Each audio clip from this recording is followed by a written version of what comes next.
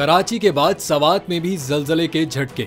लोग कलमा तैयबा का विर्द करते हुए घरों से बाहर निकल आए। एक रोज कबल कराची में जलजले के झटके महसूस किए गए थे और अब खैबर पख्तूनख्वा के इलाके सवात और गिरदोनवा में भी जलजले के झटके महसूस किए गए, जिसके बाद लोग कलमा तैयबा का विर्द करते हुए घरों से बाहर निकल आए। जलजले के शदीद झटकों से खौफो हिरास फैल गया। जलजला पैमा मरकज के मुताबिक रेक्टर स्केल पर जलजले की शिद्दत 4.6 रिकॉर्ड की गई, जबकि जलजले का मरकज पाक अफगानिस्तान ताजिकिस्तान का सरहदी इलाका था। जलजला पैमा मरकज का बताना है कि जलजले की गहराई 83 किलोमीटर जेर जमीन रिकॉर्ड की गई है। ताहम किसी जानी और माली नुकसान की इतलात मौसूल नहीं हुई है, जबकि गुज़िश्ता रोज कराची में आने वाले जलजले की शिद्दत 2.9 रिकॉर्ड की गई। जलजले का मरकज मलीर के मगरिब में 10 किलोमीटर के फासले पर था और जलजले की गहराई 30 किलोमीटर थी। ताहम कराची में भी जलजले की वजह से किसी नुकसान की इतला नहीं मिली थी।